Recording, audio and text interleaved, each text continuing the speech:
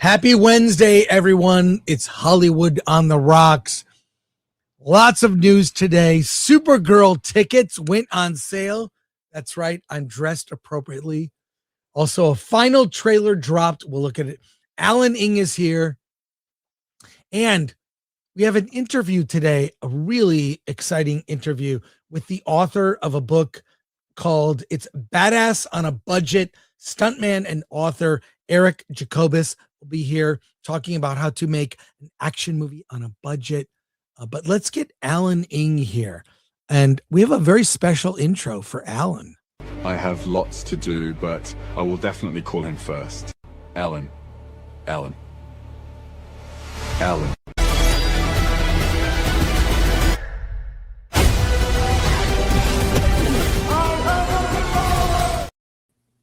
Do you have the power, Alan? I have the power. Oh my God. I have the power right here. I got this at CinemaCon. The one cool, got a sword. The sword. Oh yeah, where's mine? Masters of the Universe. And we're both seeing it tonight, actually. Maybe. Separately. But maybe see it tomorrow. It depends on stuff. You might see it. All right. But we will review it on Friday. And I'll tell you what I think. I, for one, am excited. It's going to be. Have heard other people talk about it.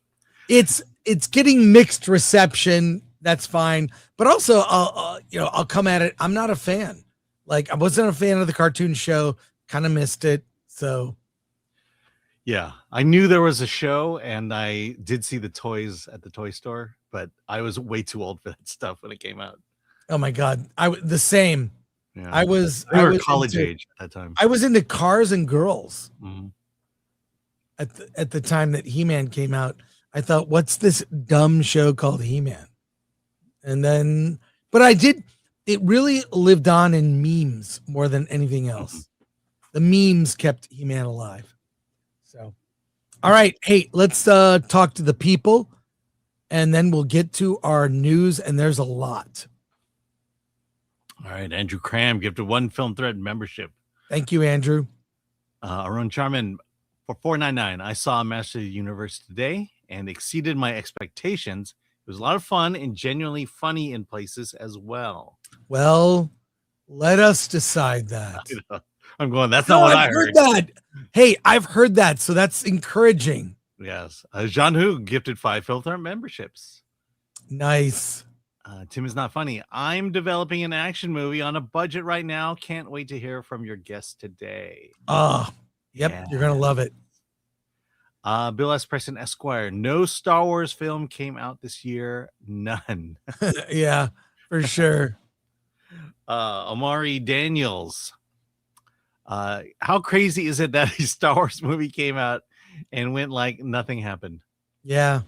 You know, it's weird. Like next week, no one will talk about it. No. Next week. Yeah, and D. Goodhart, remember for 26 months. Backrooms was awesome. I really enjoyed it. And thank you, Andrew Cram, another Film Threat membership. And Lord Thoth has something to say. Yes. The Lord of Thoth says, like, share, subscribe, hit that bell for notifications. Sign up as a member. Join us on X, Discord, Rumble, and Instagram. Buy our merch. Shop.filmthread.com. And here I am. I'm on shop.filmthread.com looking at all our merch. And it's pretty cool. It's pretty cool. I love that the Indies Strike Back is our featured shirt. Kind of a theme. It's in the style of Star Wars, but it's about indies. And the Indies Strike Back could not be better time than now. Yeah. Get that shirt while it lasts. I know. Wish I could find mine. I have a pile to my right with all Film Thread shirts. Some are folded. Those are clean. And the others need to be cleaned. And that's where I stand there. Yeah, mine are hung in the closet, but sometimes you forget to take it off after the show is over. You end up wearing it all day. I do the same. And I want to say a couple things about, well, maybe I'll save it for later. Let's get to news. All right. Because we have a lot. Speaking of last night. Speaking of last night, let's get into it. Let's get into a couple things. Let's start with the final Supergirl trailer It's here. Tickets went on sale, and I was able to snag tickets one day early.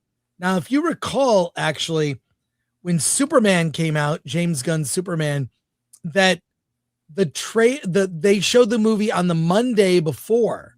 This time, the movie is the Wednesday before. So make of that what you will. The early screenings are going to be on a Monday. So not sure how I feel about that. Are you ready? And by the way, it was really easy to get tickets. There were plenty of seats in the IMAX at 7 p.m. on a Wednesday. I may just count on getting an invite to an early screening. So I think if I recall correctly, you will get an invite and I will not. I think that's the way it goes. Invites, but decided that we were going to see it early anyways and didn't want to make the trip. Yep. Here we go. Let's watch it. Here's the thing. My cousin and Wait, look at this. She totally looks like Judy or Penny from Lost in Space. Are you getting Penny vibes from Lost in Space? Now that you mention it, yeah. See? It's got that kind of honeycomb and the. But look how striking this image is. Yeah, well, there you go. I mean, this looks like a reshoot, something they added. Yeah. We need more Superman. She already cut her hair. Got to do something about that. All right, here, let's keep going. I have very different ideas about what it means to be a hero.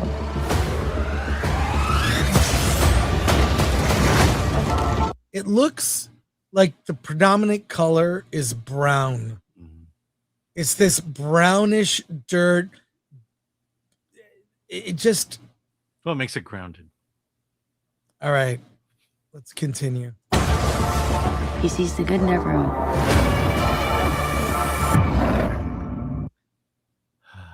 Bring in. Okay, do you have a mask like that, Alan, anywhere in your house?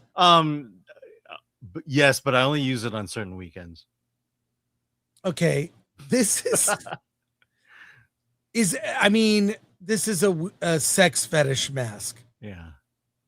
And For is sure. Dave Bautista in this movie? Somebody saw Pulp Fiction and said, "Bring in the gimp."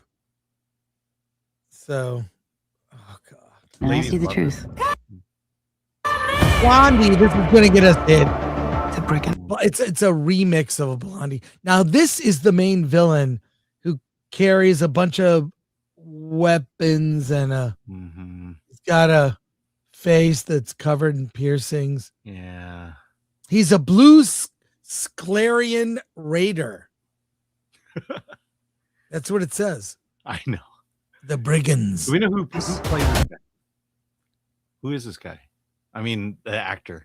I'm sure he's out of the. I have no idea. Okay. Continuing.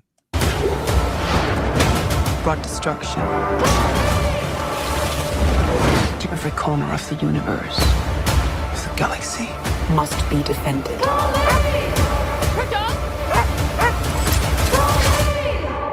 You cannot give up on me.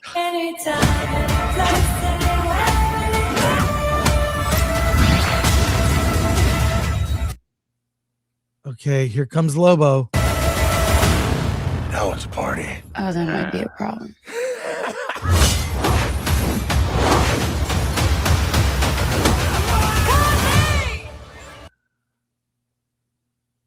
I like Blondie. I do like Blondie. Disco balls are universal. Now, Why would you hang it from your ship? You and I saw this scene at the shuttle bus to we the saw the Stars. entire sequence of this. We saw this, and it was kind of a lame sequence. Yeah. What'd you think of it? Yeah, underwhelming. Yeah, I mean, movies like this, your scene should be groundbreaking. Shouldn't feel like every other movie you've ever seen.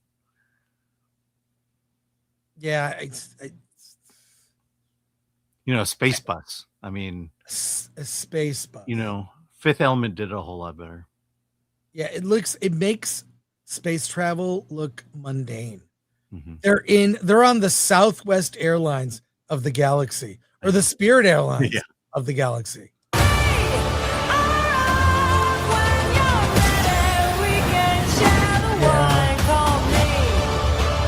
I know it's pretty colorful, but He says, okay, come on, let's see. David Cornsweat here. Here we go. I know it's pretty colorful, but that's just so everyone knows we're good. Everyone knows we're good. I mean, that's Yeah. the best part of this movie. This sort of brownish thing. I mean, come on. You know what George Miller did this better in Fury Road. But it goes back to what I said. Same thing that I said about Mandalorian. If this was practical, it would pop more. But because it's CG, it just muddles itself together with everything around it.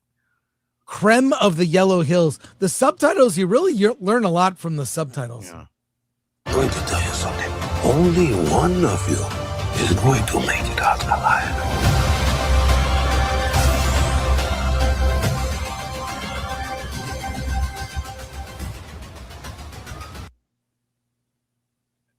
I mean, this is... How super is that?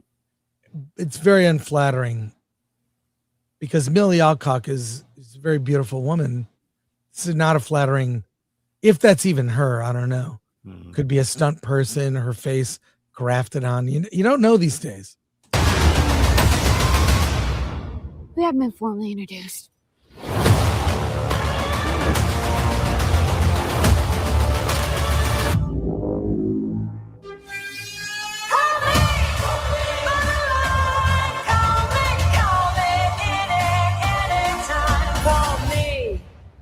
Well, tickets are now on sale, Alan. They are on sale. Did you get your tickets? No, I didn't. I'm going to have to. I'm pretty sure I'll get invited to a screening, though. Well, I bought tickets. So I'm committed. I'm committed, and I'll get to see it one day early. Yeah, like Masters of the Universe. Yeah. Hey.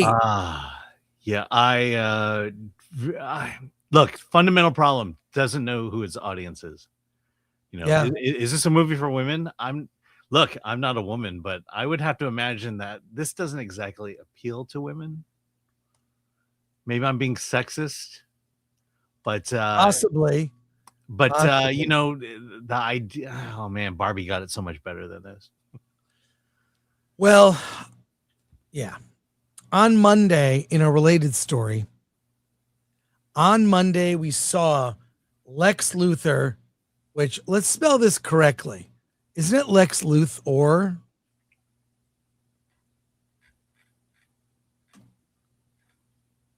Or is it Mr. Luthor? Yes. Thank you. All right. On Monday on Versus, we got to look at Lex Luthor in the suit, which I think kind of looked like Master Chief from Halo. Well, some leaked footage on the set, we got to see Nicholas Hoult in action wearing the suit. You ready to watch this? It's a short clip. I'll loop it. But look at this. There's Nicholas Hoult wearing the suit. No, that's okay. Come on, that's Woody from Toy Story. That's Buzz Lightyear. Buzz Lightyear, I mean. It looks very much like a cosplay from San Diego Comic-Con or Dragon Con. But that does look like Buzz. Yeah, it looks like Buzz Lightyear. So, I mean, I don't know. What do you think? I'm not impressed. Look, these images that are on set, it'll look a whole lot different when it's shot on film and then gone through all the post-production process. So I try not to judge these things. Plus, he's just walking along. It's not like you're seeing an action. It's all foam. If that were metal, he couldn't move. Yeah. So he's walking with this foam rubber thing, and There you are. I mean, at least they made it practical. Most of it. I'm sure it has CG enhancements. It's about how it moves, how it's photographed, and the sound. Sound will be a big part of making that believable. Yeah, like C-3PO. But it moves pretty good, actually. I mean, obviously he's not moving. He's actually walking it. Look, I mean, the movement actually looks good. I've seen cosplays at conventions that were actually more impressive and larger. So there you go. In a related story, look at this. How to Rob a Bank. Had you even heard of this movie, Alan? No, but is it about LA? No, but Nicholas Hoult is in it. Would you like to see it? Yeah, let's do this. And you might have already seen this at CinemaCon, but our audience has not. And this just dropped. So let's bring it up on screen and let's watch it. Here we go. You know what's more powerful than money? An audience. Rolling. See, there you go. Lex Luthor, who we just saw. Here he goes. Let me break some numbers down for you. Odds of owning your home, 4 out of 10. Odds of earning a 6-figure salary, 2 out of 10. But the success rate of armed robberies is 9 out of 10.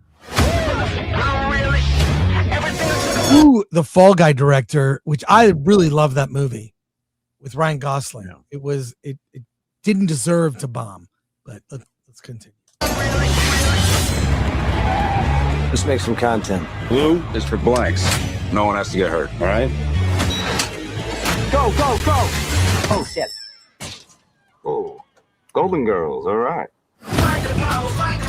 Welcome to our channel, How to Rob a Bank. 15 banks, 900 million views. These clowns are making the FBI look like fools. So they have a YouTube channel where they show you how to do robberies? That's Apparently. the plot. That's the plot. Congratulations. Here, for the college fund. We have a hacker under house arrest. We should use her. Reagan Gardner? I'm a little busy. You don't smell busy. That's incense. This program you created finds people that don't want to be found. I kind of got stuck in this rabbit hole trying to track down my ex, that double-dipping man-child. I'm over it. Seems like it. If you help us find these guys, we would drop all your charges. Shut up. I like them. They have like a whole Robin Hood thing going on. We have to give to like a real charity. Like OnlyFans is not a charity. There's just too much footage here for them not to have made a mistake. I'm telling you, we can find them. Whoa, whoa, whoa! I don't think you're a murderer. No, I'm not. Banks are. You know, they kill someone you love. They don't get a bullet. They get a bonus. I'm just doing my job. Have you seen it?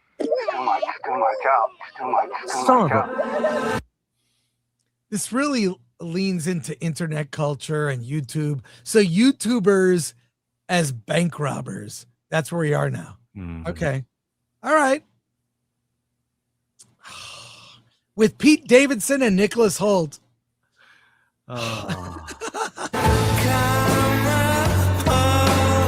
They're gonna rob this bank because this one's personal. I don't worry about the ambitions of thieves. Christian Slater.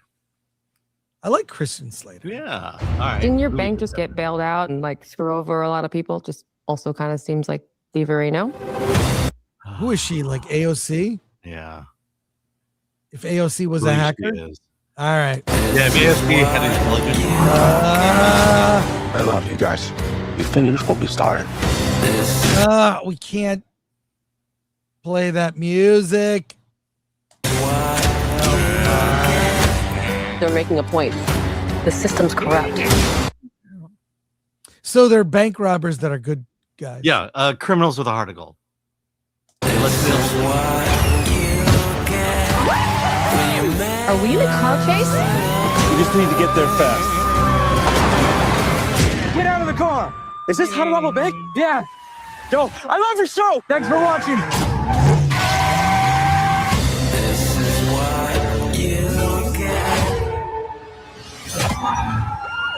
Cops! Oh, shit. Dude, you blew a stop sign! All right. Well, you know what? Not gonna lie, it looks kind of fun, but not great. No, it looks self-indulgent, like how to one battle after another. Let me ask you this: what was the race of the bank robbers? Are they all white? Well, no, they're diverse. Nice, diverse cast of bank robbers. Yeah. What was the race of the officers going after them? Well, they're all white. They're all white. Yeah. Oh, well, hey, you know what? It looks fun, and we're probably gonna see it. So look, I like the crew behind it, the director. I like the people in it, but this just it feels like one battle after another. Like I'm gonna walk away with the same feelings about it. Yeah, but it doesn't look serious. It looks like more of a comedy, wouldn't you say? Yeah, but things just feel too on the nose with this one. Hey, the Odyssey publicity machine is in full gear, and the gear may have shifted to gay because I don't even know how to tell you this.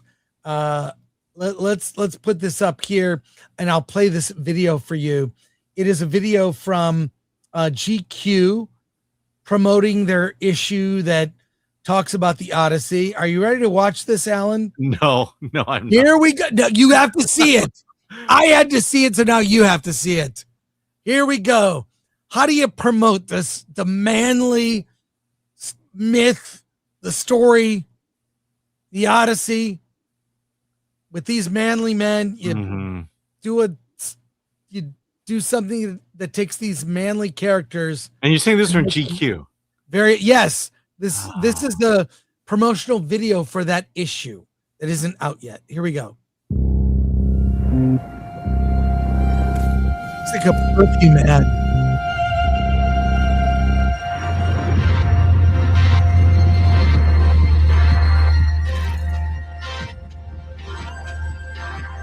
Tom Holland, Robert Pattinson, and Matt Damon.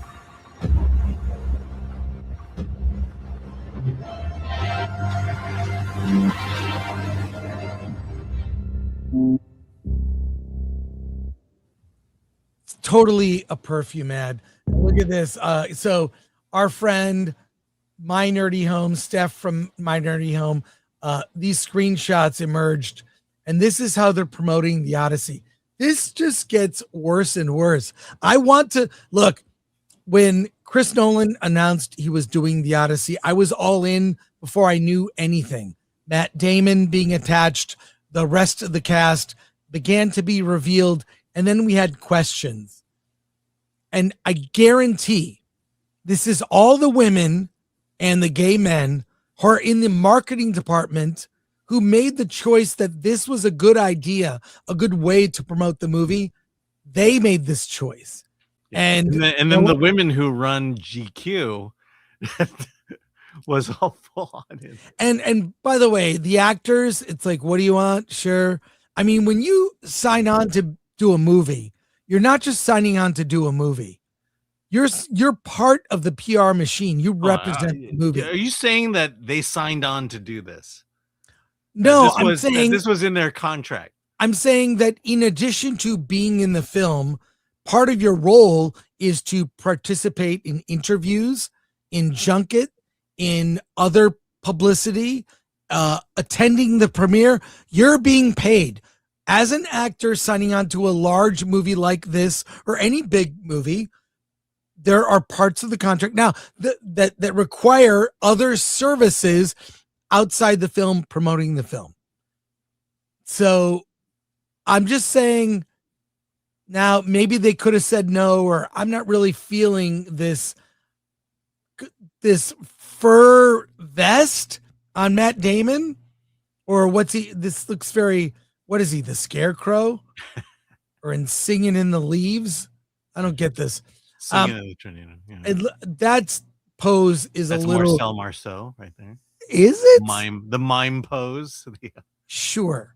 And then Tom Holland, this looks like I don't know what to make of that. Alan, what do you think of these shots? And thank you, shout out to Steph for making us look at these. What do you think? Remember when it was Rachel Zegler who just tanked an entire movie on her own? I think with the Odyssey, everyone's getting involved. Right. It's not one person. Somehow someone said, this Rachel Zegler way of promoting movies, she's onto something. Let's do it too. Yeah. I don't know. I just it's making me concerned. Now, this isn't the movie. Yeah. They're trying to promote this to an audience that, well, honestly, is not me. I am not the audience for this.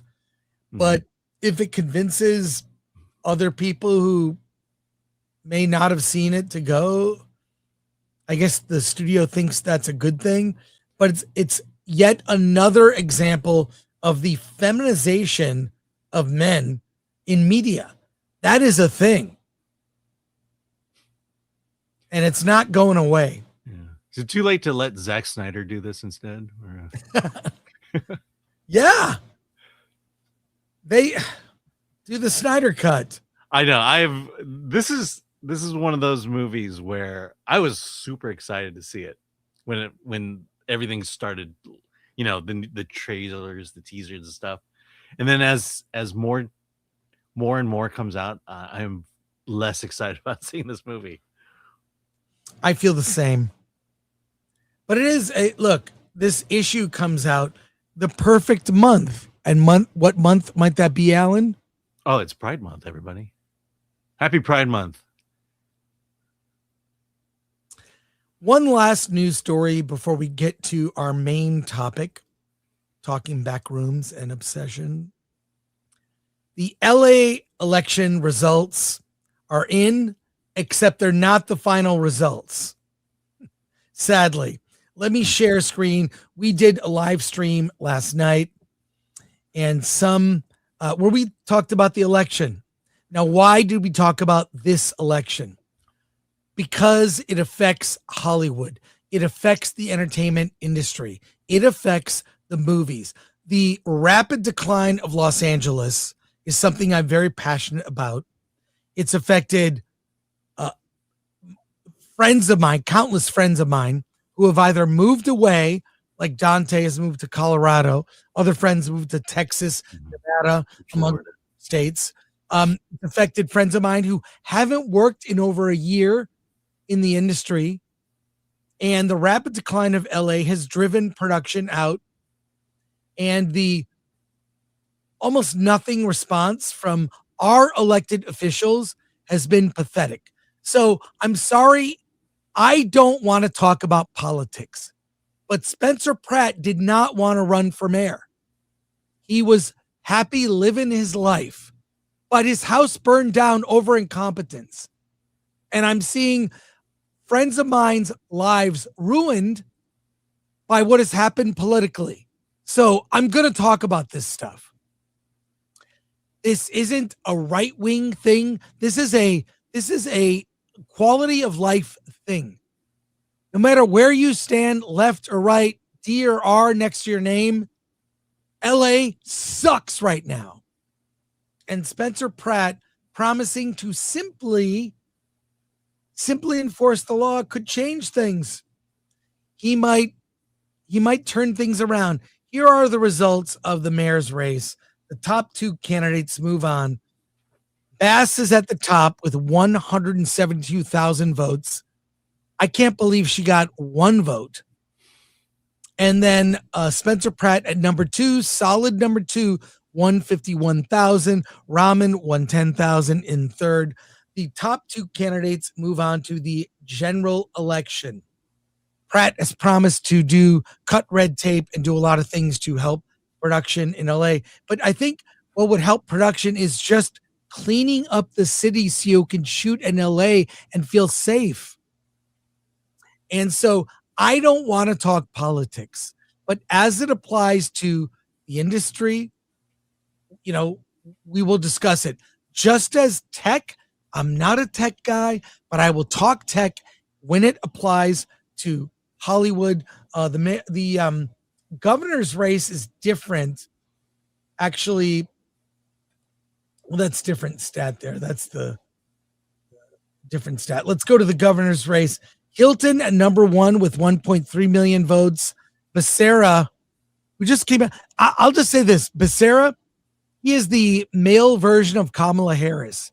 He's a complete dim. Am I wrong? He's a dim. No. Remember the when he got arrested at a trying to storm, was it Kristi Noem during some press conference here in California? That was him. He got arrested and made a whole thing about it. Look at me, I got arrested. He's a moron. Steyer came in third. The top 2 candidates move on to the general. So there you are, Hilton versus Becerra. But at this point, it's really about this mayor's race. It will have a direct effect on the studios, whether they choose to make movies in LA and employ people like my friends. A lot of people are rooting for Pratt for this reason. They want to move back to LA. They want to move back to LA. Now, there were some very, this is from Benny Johnson's. I got to share this from Benny Johnson's feed. These are Pratt supporters. And when we did a feed on this channel talking about the election, but let me play this video clip of supporters from the news here talking about the election. It's a much more lively vibe and in very LA fashion. There's now a chopper flying overhead. He's having his party at a Mexican restaurant that he has loved for years. And there's some Spencer Pratt supporters here who seem in a good mood. You guys have Instagram Patriot Wildman. You guys have probably seen the latest batch of polling that just came out. Shows him doing pretty well in second place, just 10 points behind Karen Bass. How are you feeling about that? Do you feel really confident that he's going to make it to the runoff? Definitely, he's going to make it to the runoff.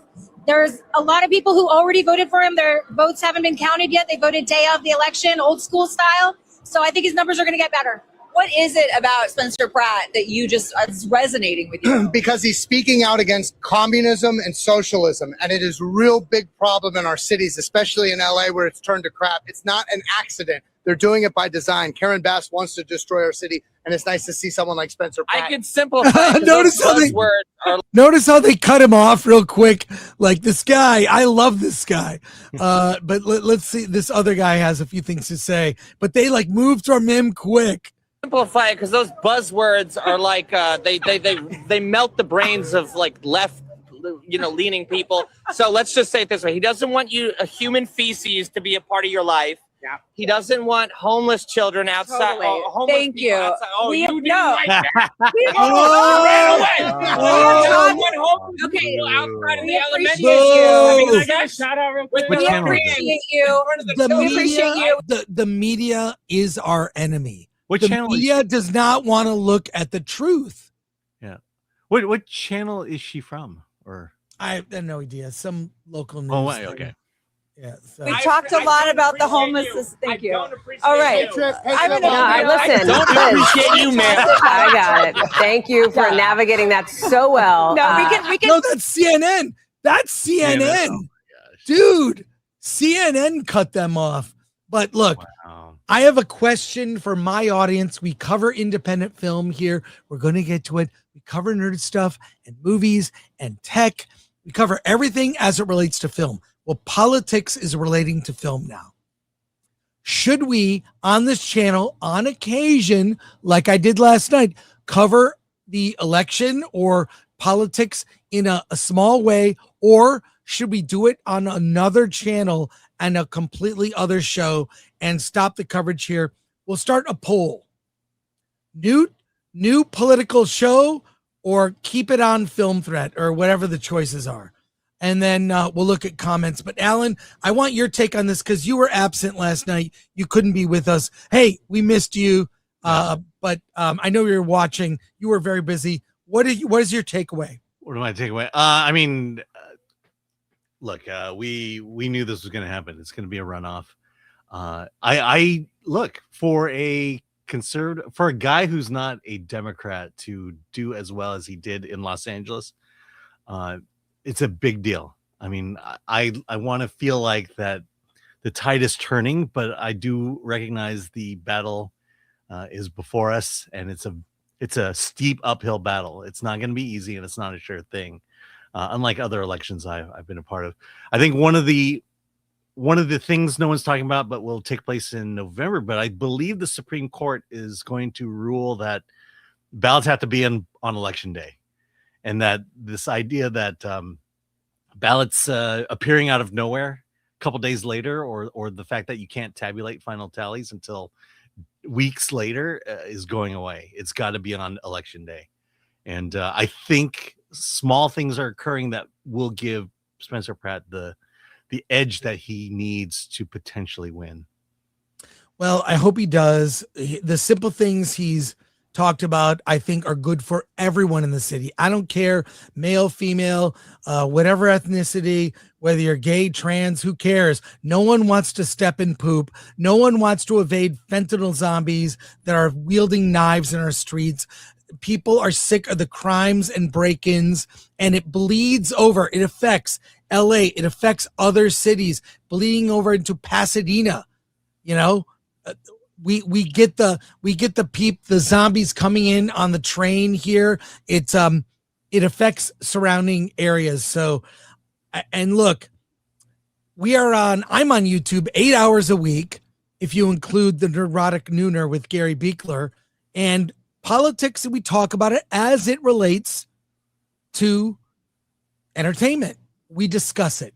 One battle after another. That was a very political movie about our current times that won the Oscar for Best Picture. So while I don't want to talk politics, if they bring it in, we're going to talk about it. If you bring it in, it's going to be discussed. So again, we can talk about it every once in a while on this channel. If we do an election special, it is a special show. But because of how dramatically LA's decline has affected the movie and TV business, we will discuss it. And we'll go from there. I mean, look, I come from Detroit. I left Detroit in the aftermath of a dead city.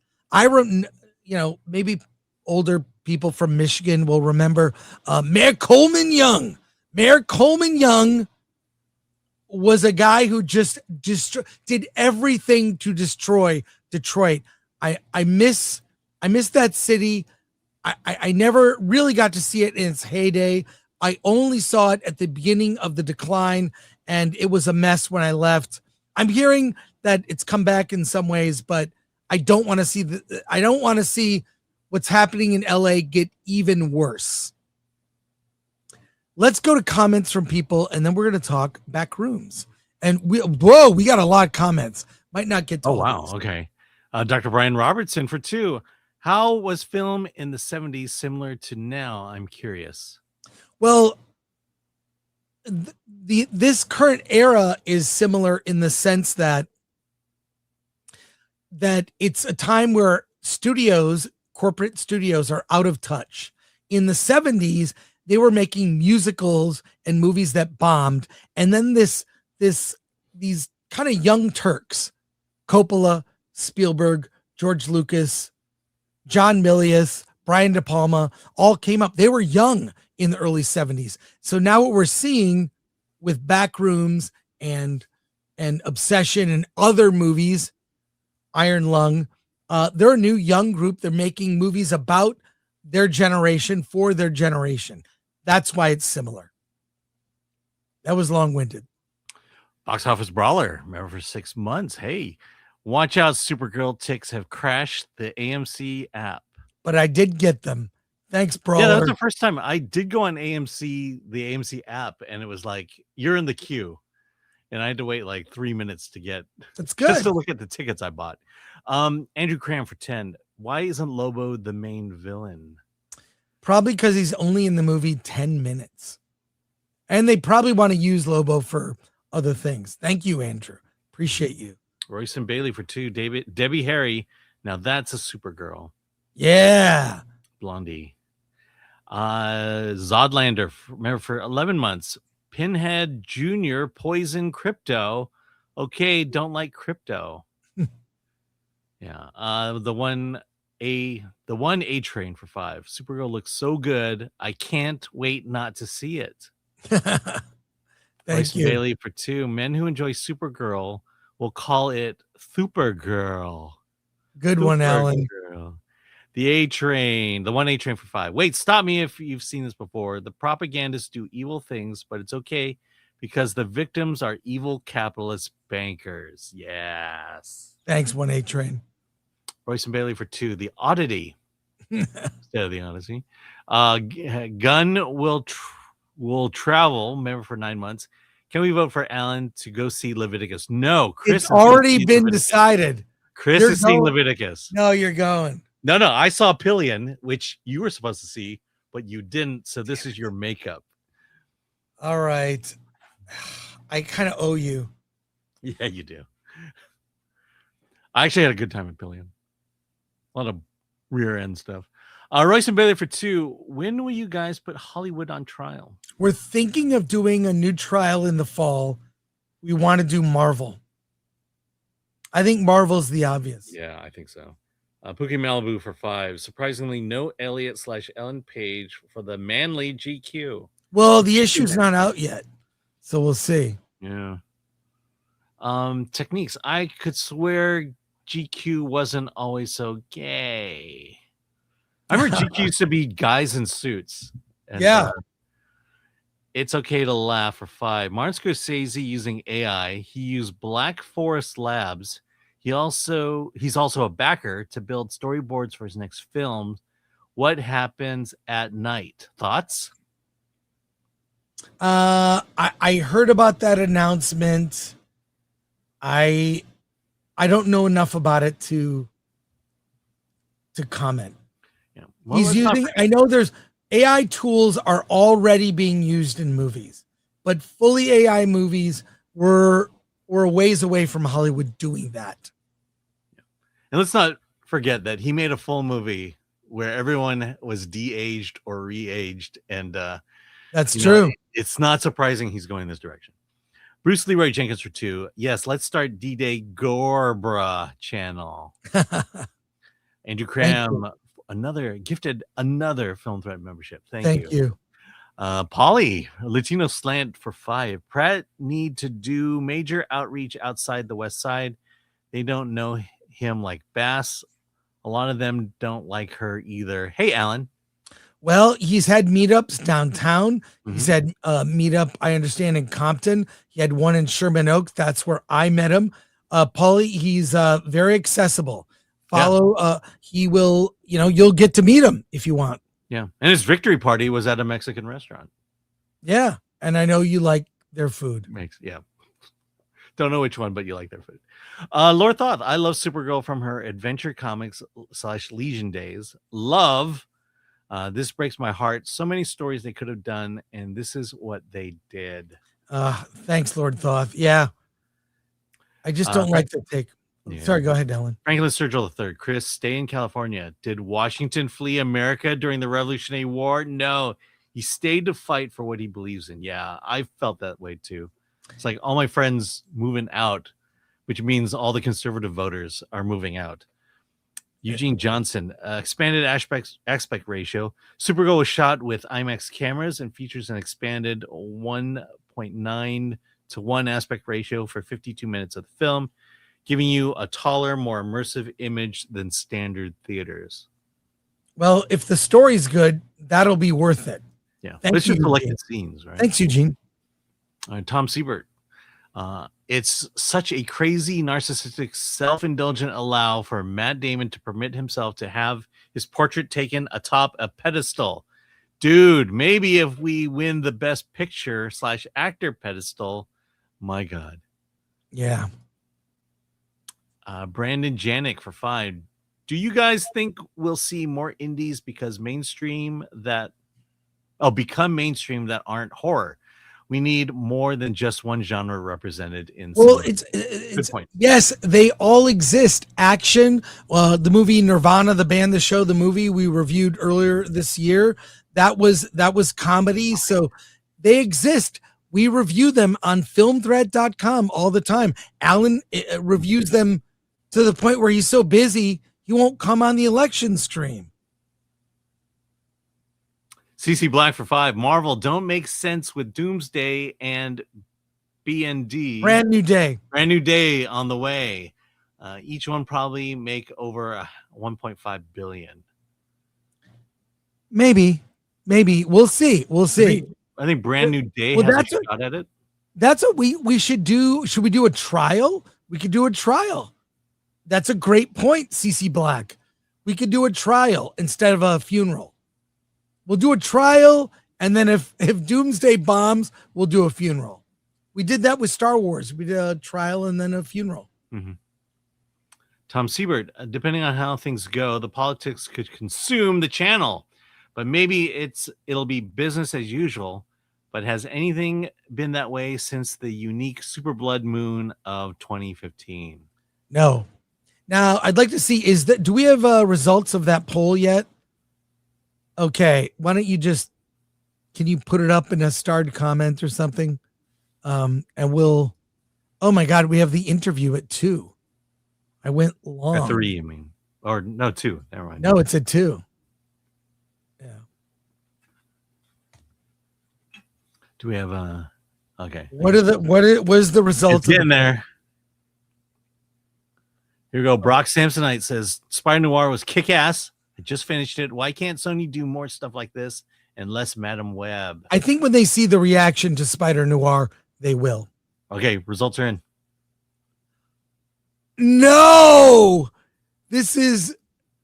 Do you want Film Threat to cover politics? No, put it on another channel. 51%. Yes, 49. Whole complete. 170. See, this is why you're seeing Leviticus. Yeah. Maybe there'll be a compromise. We'll just tone it down. We'll do an election special in November, and we'll cover stories as it relates to movies, but we'll dial it back. And what I'll do is I'll appear on other shows, and I'll let you know about it in the community tab. That's a nuanced response. I'm trying to make everyone happy. So I'll just go on other shows, and then we'll do our election special. It just, it doesn't happen once every 2 years, right? Yes. Go on other shows, promote this channel on those shows, and in no time we'll be at 169,000. That's the plan. Well, thanks. That poll, that would have crazy. CC Black for 2, make more sense for DCU. Oh, you're right. It would. Hey, Alan, let's talk about this wild weekend. Why YouTubers are turning Hollywood upside down. It's all anyone is talking about. Story in Variety, why YouTubers are turning Hollywood upside down. Look at this. Here it is. There's Markiplier, Kane Parsons. Look at they're all there. Curry Barker. Alan, what's in this story? All right. Well, Hollywood may have just gotten a wake-up call. The biggest story at the box office isn't from billion-dollar franchises anymore. It's coming from YouTube. Backrooms, directed by 20-year-old YouTube creator Kane Parsons, exploded to an incredible $81 million opening weekend with a roughly $10 million budget, becoming A24's biggest opening ever. At the same time, Obsession from fellow YouTuber Curry Barker grossed $100 million domestically and made just for $750,000. Meanwhile, Disney's Mandalorian Grogu stumbled 70% second weekend to drop despite its $165 million budget. Veteran horror filmmaker James Wan says this moment has been years in the making. The YouTube generation has finally come of age. Wan argues that creators grew up making content with almost no resources, constantly experimenting, and getting immediate audience feedback. He even called YouTube the perfect incubator for emerging voices.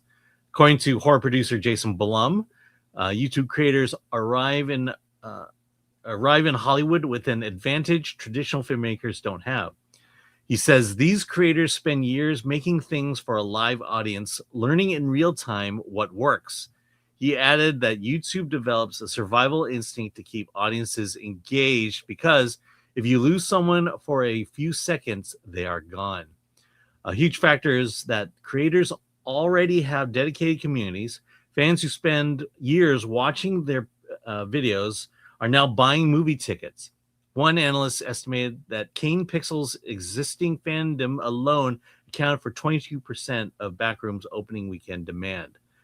Trend also reflects changing tastes from Gen Z. Research sites in the article suggest younger viewers are increasingly tired of superhero sequels and franchise spin-offs. Instead, they're gravitating toward original concept-driven horror movies that feel fresh and authentic. The result, fans feel these films are made for them rather than by committee. The broader takeaway is that Hollywood's traditional gatekeepers may have less power than ever. As Blum puts it, you used to need a studio or an agent, but now a kid with a camera and an internet connection can make something, put it on in front of millions of people, and build a real audience without anyone's blessing. I am so excited by all of this. It is so exciting because I think the reason Gen Z has tuned out of the movies is sequels, prequels, midquels, interquels. They're tired of these franchises that are from, frankly, they're another generation. You mean Gen Z didn't go see The Fall Guy? Well, first of all, it's a good movie in spite of it being attached to an old Lee Majors TV show, right? Which was fun, but the movie is kind of apart from that. Although the point is, it wasn't made for Gen Z. Gen Z, correct, had no idea what The Fall Guy was. So why would they go out and see that? Why would they go? And I almost think there's a disdain for like, oh, roll your eyes, another Star Wars, another this. And it's especially pandering when they take a franchise like Star Trek, for example. Mm-hmm. You remember Starfleet Academy? Barely. I'm sorry, it's burned in my brain. We suffered through all the episodes. Okay, so that's an older franchise. And when you try to appeal to the kids, to Gen Z, it's the pandering is pathetic. It's like that meme with Steve Buscemi. Hey, fellow kids, he's got the backwards baseball cap. He's holding the skateboard. Hey, fellow kids. That's what these franchises are to them. It means nothing. And so these are filmmakers of another generation making movies that have something to say, something beyond the, what the story, surface level story is, obsession dealing with, well, a lot of things with dysfunctional male-female relationships without going into detail, or, backrooms, isolation. There's so much, so many layers in that. And look, I know Backrooms is not for everyone. It's very weird. It's very David Lynch to me. Not everything is explained. I do like things that are weird. I like certain bad movies as a guilty pleasure. And then Markiplier, Iron Lung, I didn't love it. I didn't love that movie, but being accurate to the game and being faithful and being about his fans and not caring about serving a corporation or serving, whatever concerns from the marketing department. We can't have too much blood. We can't do this. This shows you when you just hand the reins to creators that have a very strong vision and something to say underneath the surface, you will find success with an audience. Alan, what are your thoughts on this? This is why Film Threat exists. And we cover movies like this all the time. Now, they're not all, oh my God, I did the thing. I'm so sorry. I know, I was about to say, and then I lose when I'm oh my God. You know who does that too? Matthew Bologna does the same thing. He has a co-host and he says, what do you think? And then begins to answer. Oh, was he the guy who did the interview at CinemaCon? Yeah. Oh my God, I can't stand that guy. Okay. But look, here's what are your thoughts? Yeah. Okay. So two things. Here's a comment. The comment from Jason Blum. These creators spend years making things for a live audience, learning in real time what works. If you lose someone for a second, they are gone. Hollywood, that's a lesson to learn. Yes. That the movies you make are for audiences, the ones that you want their money. So you make a movie for them. And what these Gen Z creators have done or have realized, because their livelihoods are dependent upon it, is to understand their audiences, cater to their audience, and produce things that the audience wants. Look, you could claim that a lot of these movies are originals, but they're really adaptations of video games or YouTube videos that they love. And so you have to honor the spirit of the video game. You have to honor the spirit of these movies and these shorts. And Minecraft, huge movie for Gen Z. Minecraft is a game Gen Z was. I mean, it's a Gen Z game for crying out loud. And then the other thing is, you don't need a studio or an agent now to get your stuff on. That's the best part of it. Is Hollywood is not the dream anymore. You can make the dream work. Well, they're telling stories based on what you and I grew up with Star Wars and Star Trek. Okay, it's fine, and they're telling those stories, but they're telling the corporate sanitized versions of those stories. Yeah, they're afraid of offending an audience versus giving an audience what they want. So these are the things that Gen Z and millennials, for that matter, grew up with: video games, internet lore, and they want to tell those stories, their version of those stories. That's what they want to tell. By the way, I blame all this on millennials. Well, I blame the problem on millennials. They're the ones who have told us all about diversity, equity, inclusion, that they don't want to offend people. They're touchy-feely, and then Gen Z is coming right back at them. No, just make stuff we want. Yeah. Well, look, there's a lot more we can discuss here. I gotta share this with you. A lot of other stories that relate to this one topic. Just you'll be blown away by this. Wait, no, that's not what I wanted to share with you. Take that down. Yeah, sorry about that. No, I got it. I got to stop sharing or switch tabs or something. Here we go. Right here. James Wan says his team didn't realize Kane Parsons was still in high school when they first reached out about a Backrooms movie. We didn't realize until we reached out that Kane was still in high school. It felt unique. It felt different. There was a vibe and a concept that seemed fresh.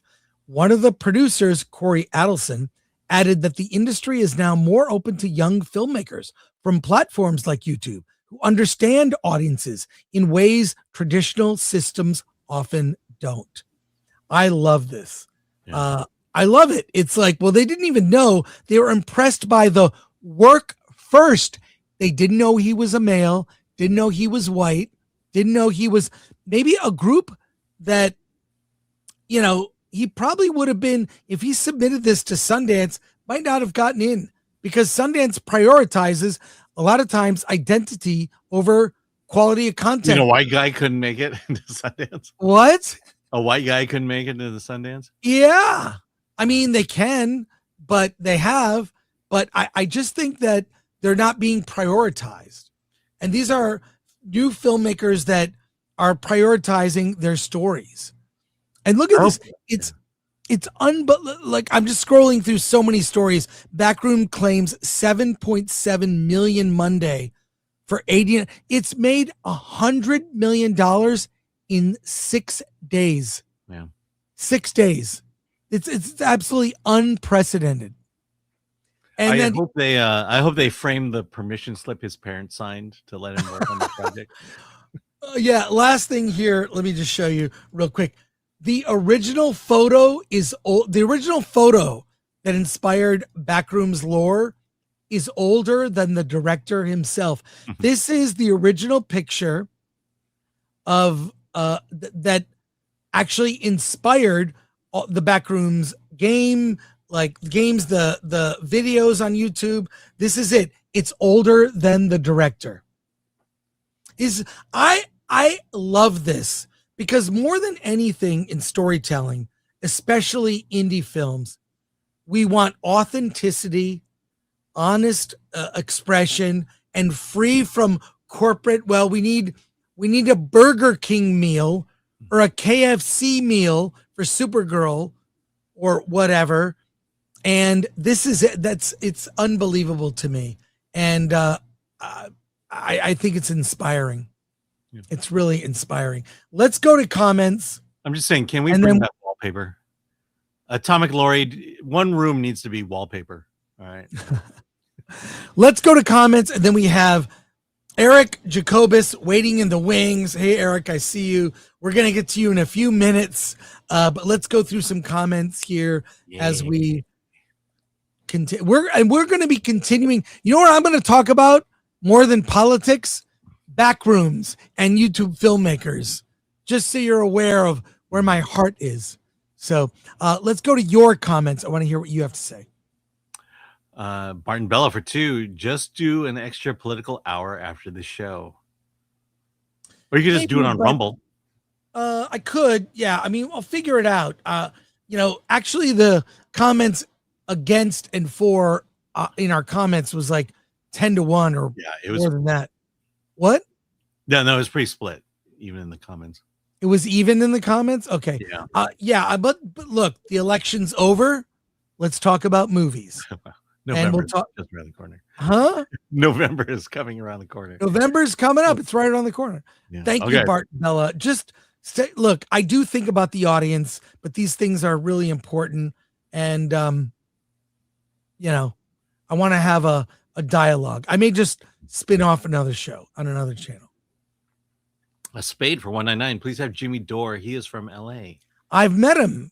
I don't really know him all that well, but met him a few times. Is he on Gutfeld? Yeah, I mean, maybe that'd be cool. Thank you for that.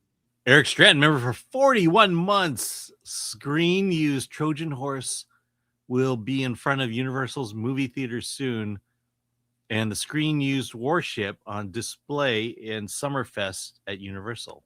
Wow. Yeah, that's right. It's going to be, is it Universal City Walk?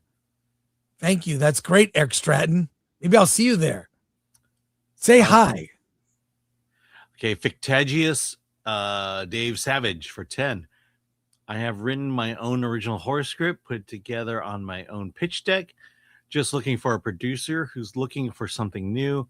Would you view my pitch deck for feedback and or help? I'm a producer of my own work. So I'm not looking for, I don't care. Send it to me anyways.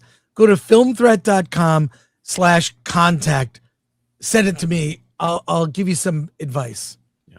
And I'll Don't look. send it to me because I will steal it and make my own movie based on your work. I'm not going to do that. Send it to me. I will.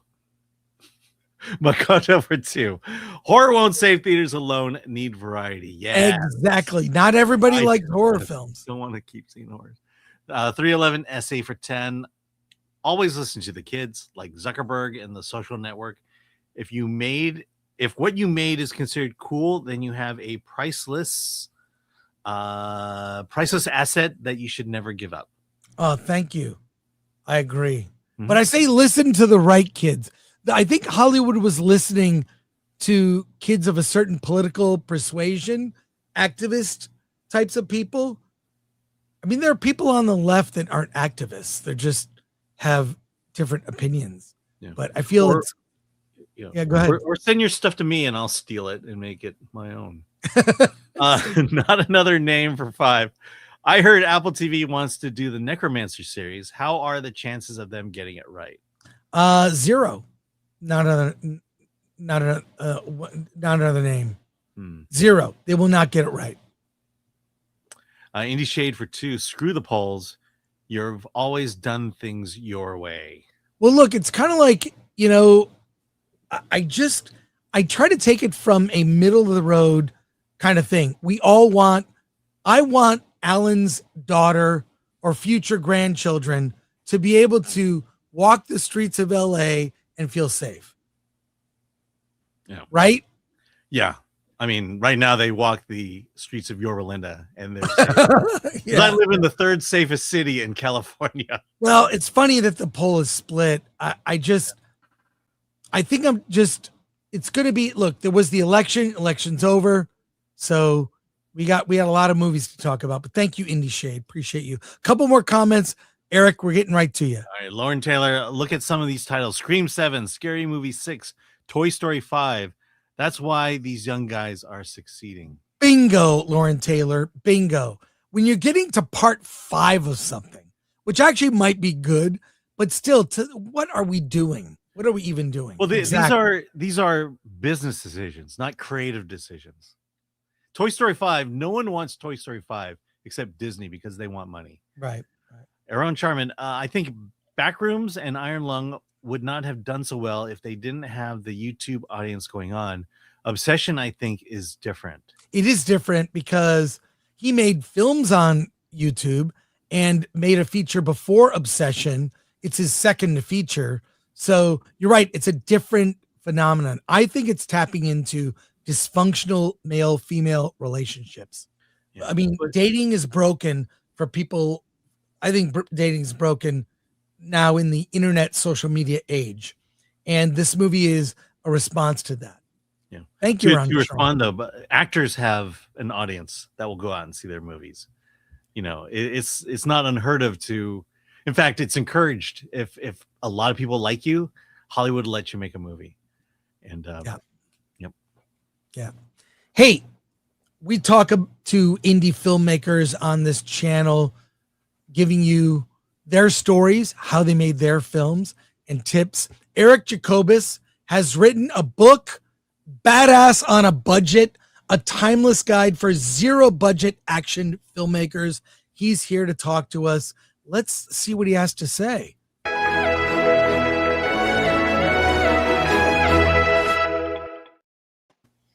Hey, how's it going, Eric? Hey guys. Hey, wait, let me put you full screen there. Show us that book again. With this beautiful cover art. Look at that. Oh, yeah, look at that. I love it. Not AI cover art. Not AI, I swear. That's awesome. Well, Eric, before we what am I doing?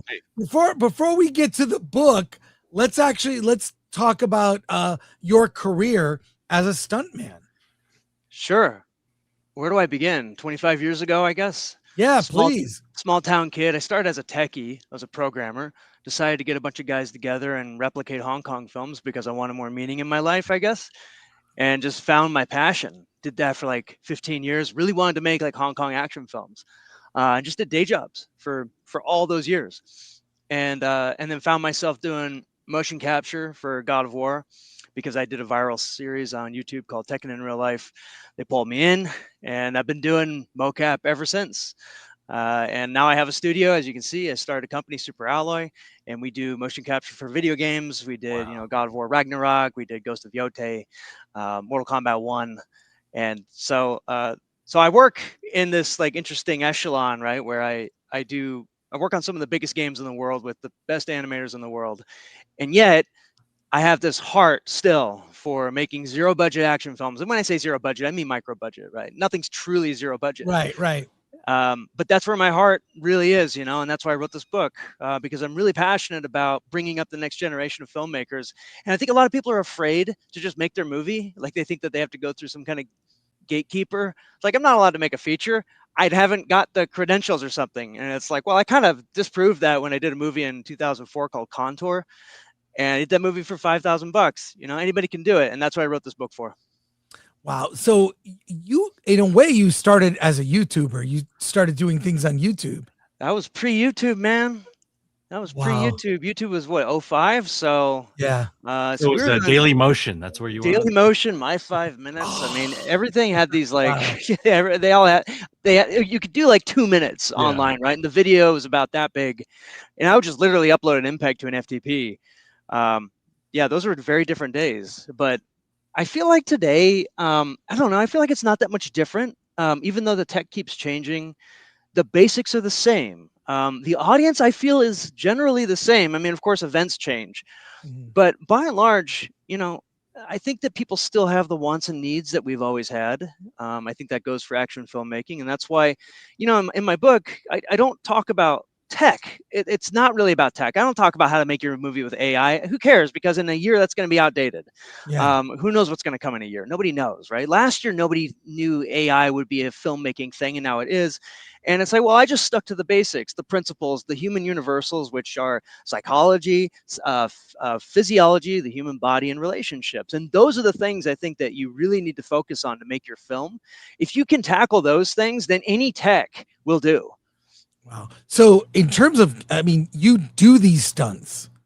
So you put your body in harm's way. What are some of the things that for a novice considering doing like stunts in a movie, like you probably want professionals, but what are some of the things that you might not think about to be prepared to do action scenes on a micro budget? Well, I think that one of your tools is going to be creativity, right? Like we get really inspired by Buster Keaton, Jackie Chan, Evel Knievel, and we forget that there's a Robert Rodriguez also, right? There's the Robert Rodriguez School of Action Film, which is cut around it, do it as safely as you can. I'm all about showing the human body. I love showing danger, but there's a way that you can show danger safely, and filmmaking is your friend. And just use the basic principles. Use camera angles and editing and sound design. You can use VFX too, but usually you can get away with doing complex stunts just using clever shooting and editing. So I would say first lean on filmmaking principles, and all the old masters did this. It's kind of still the same stuff. You can kind of make it easier now with visual effects, but if you are going to put your body through hell, you have decent health insurance, and just be prepared to take some licks. What else can I say? I mean, you should get a stunt coordinator for your movie, so that you have proper safety and everything. Not everybody can afford this, I understand. I came up from the school of let's just fall on the concrete. I didn't even know I was supposed to wear pads at first. I had no idea. Nobody told me. It would have been nice to have somebody there on day one and be like, where's your pads? Oh, you're supposed to wear those? Yeah, you put them under your clothes, idiot. I just had no idea. It would have helped me. It probably would have saved me some bone spurs and whatnot. So it's safe to say you've gotten hurt on the set. I'm very careful. Yeah, I've been hurt, but I'm very careful. I'm very careful. I mean, stunts is all about physics and predictability, and there's a kind of, I don't know, there's kind of like a martial art technique to falling. And when it comes to just doing falls, for example, which is only one subset of stunts. And I could go on all day about that, but if falling's not your thing, don't do it, right? If that's not in your wheelhouse, if fire burns are not in your wheelhouse, don't do them. If fighting isn't your wheelhouse, don't do it. There are so many subsets of stunts. I think sometimes people don't realize that even taking a punch to the face is a stunt, because you don't want to get too close to the fist. Whoever's doing the punching shouldn't get too close to the face. The reaction needs to sell. You need to sell it without hurting your neck. You need to sell it so that the camera sees it properly. There's all these things, and it's just a punch to the face. Even that is a stunt. Do your research with stunts and watch a lot of great action films. They've all done it. So the important question then is, what is the takeaway from your book, Badass on a Budget? What will a filmmaker get out of that that they can apply to their own work? What I want to tell everybody is that you don't need to wait for the tech to get to such and such place. You don't need to wait for the money to get to such and such level. You can do your film for any budget. Money often plays a limiting factor. Tech can play a limiting factor. And that can be a good limitation. So if you only have this much money, that might actually be where you find creativity. I know for Contour, we had $5,000, and man, we milked that $5,000. I had money left over afterward. It was crazy. It felt like the feeding the 5,000, right? Like we had all this bread left over, even though we had nothing. And that's just kind of the rule of art, which is that sometimes limitation is your friend. Embrace it, love it, and that will actually open up opportunities for you. We've got over 1,000 people watching live. We're going to get to your questions in a second here. Here's your website, ericjacobus.com. We'll put the link in the description, including a link to your book, also available on Amazon. Let's go to questions here for you. There's a lot of them. Here we go. Start from the top. Yeah, Sven Orpheus For 199, can we give some credit to Chris Stuckman? I believe that's that was for our previous leftover topic. comment 100%. I mean, his movie was profitable. He made a movie. Yeah. He made a movie. 311 SA for 5. Eric, how amped are you and people in your industry about stunt work being added to the Oscars? It's about time, right? I haven't watched the Oscars in a decade. Do people still watch that? I don't No, know. they don't. Okay. Barely. All right. I'm totally excited then. Yeah, it's great. I'm curious because I talked to some stuntmen in the industry about the Oscar for stuntmen. They don't like it because part of the magic is you don't know it's them. If they do a stunt well, you think Ryan Gosling got hurt doing that thing. Right. But it was really, if they sell it, that's their job. They don't want to be public facing. Yeah. I think that even notwithstanding the Oscars, I think that we're actually in the new age where stunts are I think they're just generally more accepted, and stunt doubles are generally accepted. There's just more information about stunt doubles.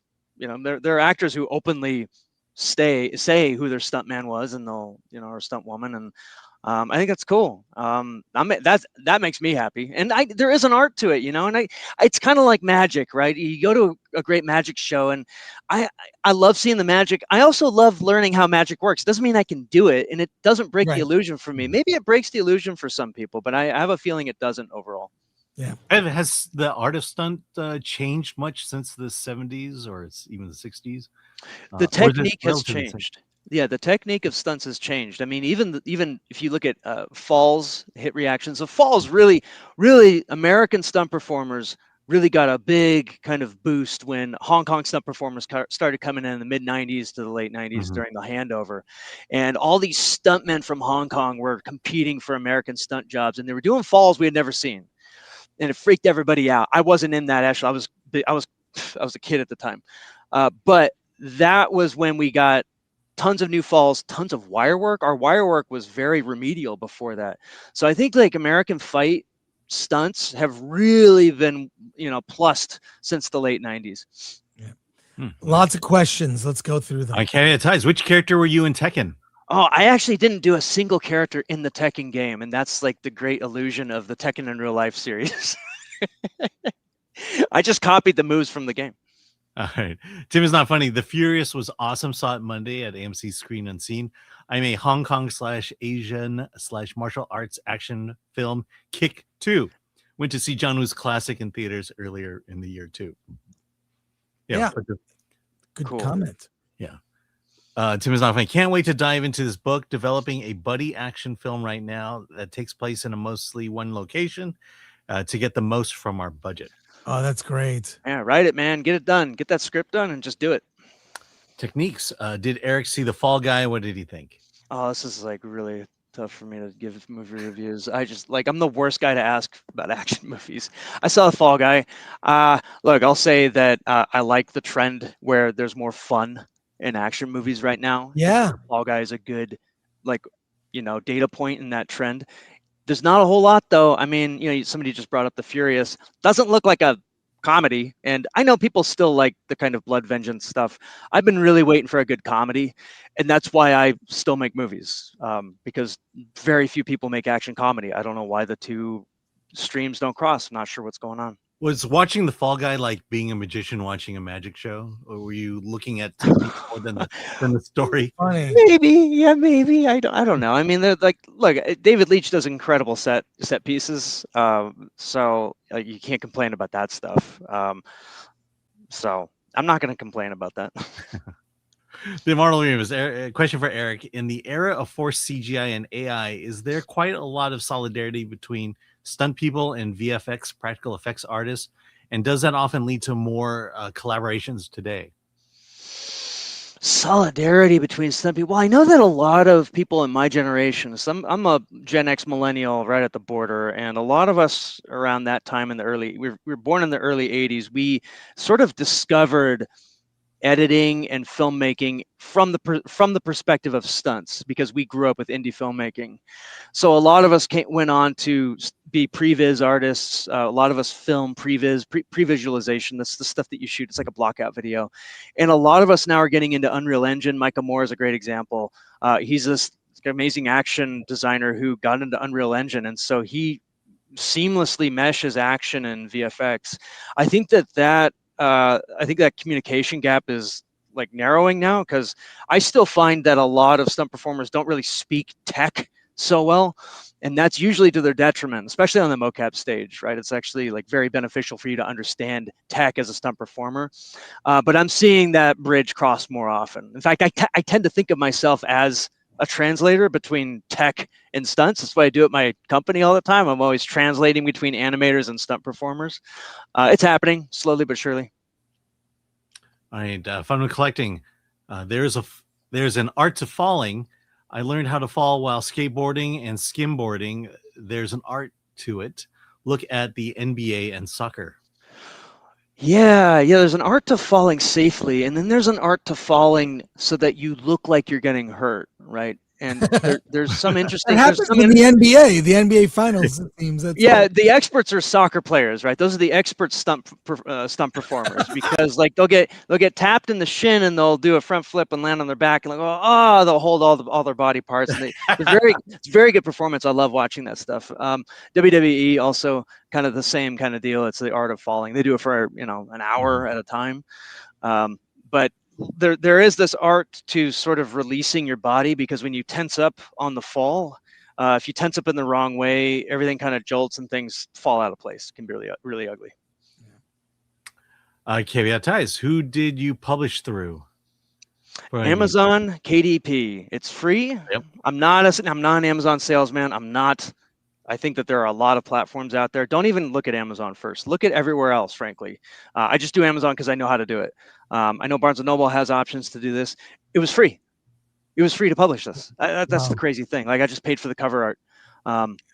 And I wish I had paid for the layout, because, oh my gosh, doing a book layout. If you're thinking of writing a book, by the way, there is this process of laying a book out that takes a long time, and I would consider hiring somebody to lay your book out for you. Yeah. Well, here's the cover, badass on a budget, and here is your website. I recommend go to ericjacobus.com for everything about all your work. You got links to your book on there. We'll put the link in the description to this. Here's another one that came in. Yeah, from Natsky. Eric, what are your thoughts of Tom Cruise and the stunts he does in his movies? Also, have you ever done stunts in Godzilla, like rubber suits? I think that, well, what Tom Cruise does is obviously insane and very well researched. He's very meticulous, and he's thinking like a stuntman. I can tell, because it's very meticulous. Like the stunt performers who are haphazard and just kind of jump into doing a stunt, they die. It's just like, if you're reckless, you'll probably die. It can get really hairy, especially when you're doing a stunt over and over and over, and you want to do, I just want to do it one more time and try and perfect something, then things go wrong. So he's obviously approaching it very intelligently. I'm blown away by the fact that the action stars who are doing their own stunts are in their 60s now. Oh my God. Yeah. You think about that. Jason Statham is one of our greatest action stars. He's 60, I think. Don't get me wrong. Sorry, don't quote me, but I think he's 60. And Jackie Chan, he's in his 70s. What younger action stars are out there doing their own stunts and who are famous for it? Keanu Reeves. These are not young ducks anymore, right? So I'm curious what's going on. I can't put my finger on the phenomenon, but there it is. Okay, 311 SE for 5. For foreigners, the bad acting is really the reason why we will never accept soccer as a legitimate thing in the world and reality. But it's fun. You gotta love it, right? I think that it's fun. Well, Eric, thanks for talking to us. Go to Eric Jacobus. That's Jacobus. Did I pronounce that? Yeah, you did. Thank you. Oh, wow. Well, thank you. First time in ages I've heard that name pronounced correctly. Thank you. All right. Well, go to I'm going to say Jacobus. No, don't say Jack. No, don't put that word out there. ericjacobus.com. Get your book, Badass on a Budget. Eric, thank you so much for talking to us. Thank you. Congrats on the book. Thanks. Come back when you have a new project. Great talking to you. Bye. Yeah, I'll see you. Take care. Later. See ya.